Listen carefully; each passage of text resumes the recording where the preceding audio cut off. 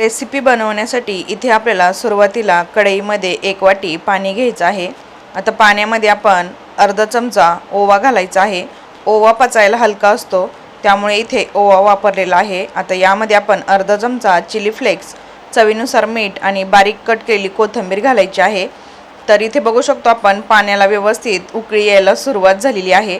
आता यामध्ये आपण 1 मोठा चमचा तेल घालायचं आहे आणि गॅसची फ्लेम आता आपल्याला लो करून घ्यायची आहे कारण पाण्याला उकळी यायला सुरुवात झालेली आहे। आता यामध्ये आपण तांदळाचं पीठ घालायचं आहे। तर इथे मी अर्धी वाटी तांदळाचं पीठ घेतलेलं आहे।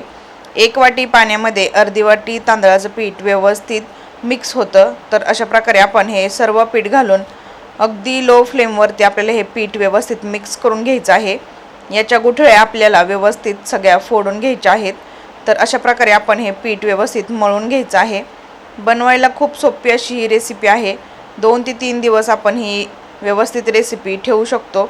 प्रवासात जाताना सुद्धा तुम्ही नेऊ शकता। तर इथे बघू शकतो आपण पीठ आपलं व्यवस्थित मळून तयार झालेलं आहे। आता आपण हे पीठ 5 मिनिटांसाठी असंच ठेवून द्यायचं आहे म्हणजे पीठ थोडंसं आपलं थंड होईल। तर आता आपण हे पीठ एका दुसऱ्या ताटामध्ये ट्रान्सफर करून घ्यायचं आहे।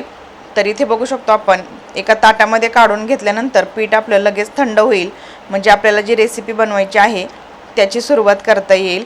तर पीठ काढून घेतल्यानंतर आता यामध्ये आपण 1 चमचा तेल घालायचं आहे आणि पीठ पुन्हा मळून घ्यायचं आहे। अशा प्रकारे पीठ मळून घेतल्यानंतर पिठाला जास्त क्रॅक जात नाही त्यामुळे ही प्रोसेस महत्त्वाची आहे। तर पीठ आता आपलं मळून तयार झालेलं आहे। आता पिठाचे आपण छोटे गोळे करून घेऊया। तर इथे बघू शकतो आपण पुरीच्या आकारा एवढा आपल्याला इथे गोळा करून घ्यायचा आहे आणि आता आपल्याला याची सेम पुरी जसं आपण बनवतो सेम त्याप्रमाणे आपल्याला बनवायची आहे। तर अशा प्रकारे एक मोठा गोळा मी यातून काढून घेतलेला आहे आणि आता आपण हा व्यवस्थित लाटून घ्यायचा आहे। तर पोळपाटाच्या मदतीने मी इथे लाटून घेणार आहे।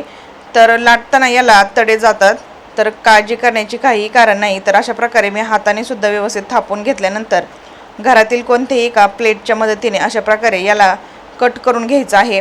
साईडचं पीठ आपल्याला काढून घ्यायचं आहे आणि याचा नंतर आपण दुसऱ्या पिठामध्ये यूज करणार आहोत। तर अशा प्रकारे आपली मस्त अशी पुरी बनवून तयार झालेली आहे। आता आपण ही कडकडीत अशा गरम तेलामध्ये सोडायची आहे।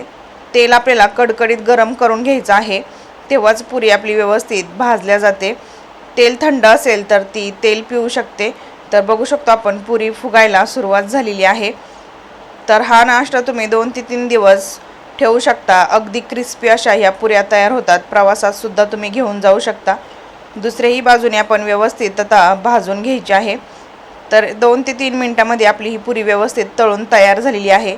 तुम्हाला जर एवढ्या मोठ्या पुऱ्या बनवायच्या नसतील तर तुम्ही आपल्या छोट्या आकाराच्या सुद्धा पुऱ्या बनवू शकता। तर इथे बघू शकतो आपण झटपट अशी आपली तांदळाची पुरी बनवून तयार झालेली आहे। अगदी कुरकुरीत तयार होते। त्याचप्रमाणे मी छोट्या आकाराच्या सुद्धा पुऱ्या बनवून घेतलेल्या आहेत। रेसिपी तुम्हाला कशी वाटली हे मला कमेंटमध्ये नक्कीच सांगा। त्याचबरोबर आवडली असेल तर एक लाईक नक्की करा। तुमचं एक छोटंसं लाईक माझ्यासाठी खूप जास्त महत्त्वाचं आहे। तर आता आपण ह्या सुद्धा बॅच व्यवस्थित फ्राय करून घेणार आहोत। तर दुसरी ही बॅच आपली व्यवस्थित फ्राय करून तयार झालेली आहे। अगदी कुरकुरीत असतात। 7 ते 8 दिवस यांना काहीही होत नाही। आपण अगदी किरकोळ सामानामध्ये ह्या तयार केलेल्या आहेत। रेसिपी जर आवडली तर नक्की ट्राय करून पहा। त्याचबरोबर आवडल्यास चॅनलला लाईक आणि सबस्क्राईब करा।